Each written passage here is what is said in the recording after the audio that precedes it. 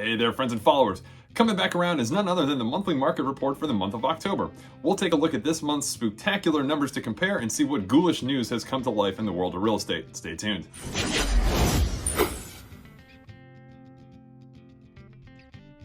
So yes, as always, welcome back. So after taking in and reviewing the market stats for the month of October, it's important to notate that while closed sale activity much mimics the activity of the pre-pandemic years of 2017, 18, and 19, it still feels like slow activity with the mortgage rate increases that have caused some buyers to sit out on the fence, if not dropping out of the home shopping market altogether due to the rise in monthly mortgage payments that exceeds many people's budgets for the prices of homes that our market across the state and local county now reflect. Another key factor that stands out is that while these interest rates and new home prices have increased to the levels that they are, the fact that our closed sales activity here in the state of Florida remains at a consistent level from years prior, despite the obstacles, speaks loudly, as demand here in the state is fueled by things like constant migration to the state, vacationals and second homes, and millennials looking for space for their growing family unit. With that being said, let's take a look at some of our local area's numbers. Looking at single-family home sales here in the Ocala-Marion County area, starting of course with closed sales. Closed sales we did see up in October, 513 closed homes versus September's 444, this being a 30% decrease from what we saw in October 21 at 733 closed homes. Sales volume we did see up just slightly, $178 million versus September's $152 million. Average sale price we did see just take a tick up as well, $347,000 average sale price versus September's $342,000. Median time to contract we did see increase also from 18 days in September to 23 days in October. An average list price received for a given listing we did see fall short just a percent, going from 98% to 97%. Looking at the inventory side of things, pending inventory we did see up 464 pending homes versus September's 459. New listings we did see down just slightly, 705 new listings to hit the market versus 708 in September. And active inventory as a whole we did see up as well, 1,761 homes active on the market versus September's 1,630, this being a 95% increase from what we saw in October 21 and only 900 homes active for sale on the market.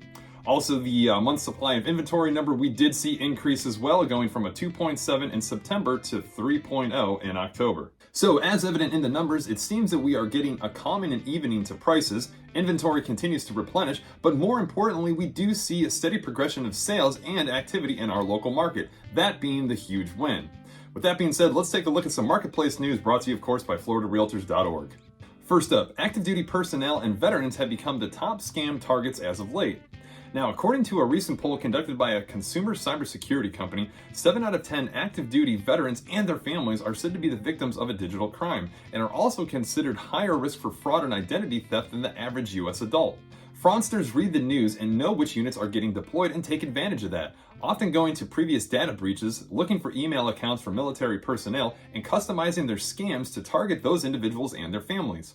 Now, a few reasons that these individuals are more easily targeted is due to things like fraudsters' access to government information and military benefits, difficulty in monitoring activity when out and deployed, frequent relocation, and publicized data breaches. A few tips that these individuals can keep in mind are things like being suspicious of anyone reaching out asking for anything with a sense of urgency, like clicking on a link or submitting personal information, calls from anybody posing as the government unless you've specifically requested a call from that given department, freezing any cars or setting up fraud alerts when away on deployment, and separating emails for use on social media and anything tied back to bank accounts, healthcare information, or confidential conversations. Next up, as the core for affordable housing, FHA loans and the department within have enough money in reserve to warn off any recession-caused rise in foreclosures. Now, this last week, the Federal Housing Administration submitted its annual financial status report to Congress. The report focuses on FHA's role in affordable mortgage financing for first-time home buyers and borrowers of color, its assistance to homeowners affected by the COVID-19 pandemic, its activities to increase housing supply and affordability, and its efforts to reduce barriers to fair and equitable home ownership. One major concern was how FHA would hold up if in the event foreclosures became more relevant in 2023 with the threat of a possible recession, as FHA caters to more lower income households. The report, however, suggests that FHA's Mutual Mortgage Insurance Fund is strong, in full supplement, and able to withstand any downturn that may occur in the year to come. As of September 30th, 2022, the MMI fund had a capital ratio of 11.11% and its net worth was $141.7 billion, about $42 billion increase year over year. Some other highlights of the report were statistics such as 84% of FHA insurance endorsements going to first-time homebuyers. The first-time homebuyer loans were 37% higher than that of other U.S. housing market participants, and FHA served 3 times as many black borrowers compared to the rest of the loan market and 2 times as many Hispanic borrowers. And lastly, some homeowners are getting decade-old second loan mortgage bills totaling in excess of $100,000 or more. Now, a slew of homeowners across the country have been blindsided as foreclosure proceedings have been started against them due to second home loans that were taken out more than a decade ago. Most of these homeowners claim that they weren't even aware that they had a second mortgage due to confusing loan structures or believing that their second loan was rolled in with their first mortgage payments or even forgiven as they had not received statements on their second loan for years as they paid down their first mortgage.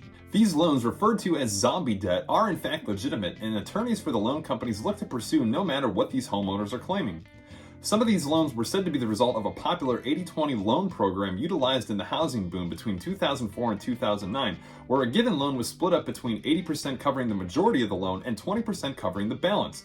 The smaller portion, containing excessively high interest rates or even balloon payments, has said to have been predatory terms on behalf of consumer advocates. A handful of victims have since went on to fight these foreclosure proceedings, as some victims have never received proper notices as the mortgages have been bought and sold since they've closed, and some even leveraging state statute of limitations on these discrepancies as well. Well, there it is, the latest and greatest in stats and marketplace news for the month of October. Now, if you'd like any further information on anything covered in this video or anything else that you're seeing out there in the market, feel free to reach out or drop a comment below.